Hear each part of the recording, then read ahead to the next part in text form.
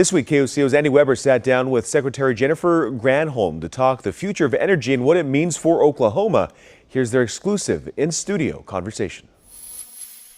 Madam Secretary, first question, what brings you to Oklahoma this week? Very excited to be able to come bearing gifts, meaning that at Oklahoma State University got designated through the Department of Energy as one of the nation's centers of excellence. Granholm had made multiple stops in Oklahoma on Friday, including Norman, OKC, and Stillwater. In Stillwater, she announced a multi-million-dollar investment in a program that trains students on identifying ways small and medium-sized manufacturers can save energy and in turn save money. And this is something that I know Democrats and Republicans can agree on, is the importance of bringing back manufacturing in this country. The visit came 1 week after the Republican-controlled U.S. House passed a bill that they say will lower energy costs by cutting permitting restrictions and increasing oil production. The entire delegation here in Oklahoma voted for it. What are your thoughts on it? Well, here, I think some of the goals beneath it are important. We do need to do permitting reform. We need to clear out the regulatory underbrush that's preventing us from being energy independent as a nation.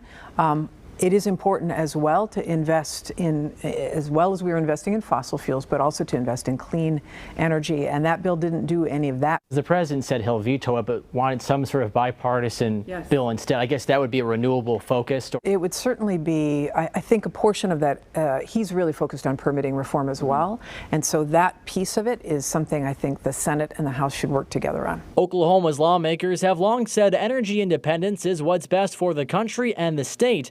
And Secretary Granholm says that's where agreement can be found. We dominate the fossil side. We want to dominate the clean side as well.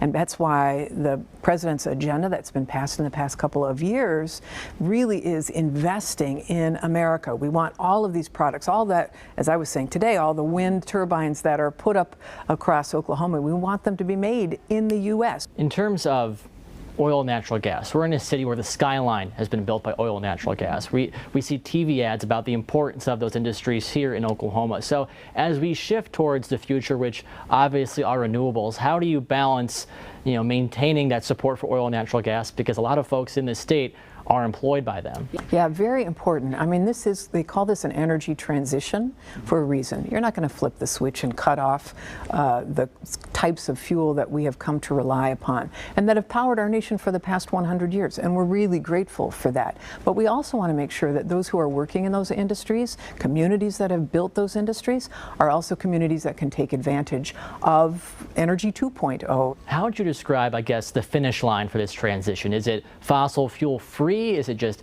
heavier renewables? What's sort of, I guess, the breakdown in terms of share for energy creation? So the goal is to get to net zero by 2050. And I say net because there is an assumption that fossil fuels will still be around. There's some areas that are very hard, if not impossible, to decarbonize. We're working on solutions for that, but they're not quite there yet. You mentioned that 2050 goal.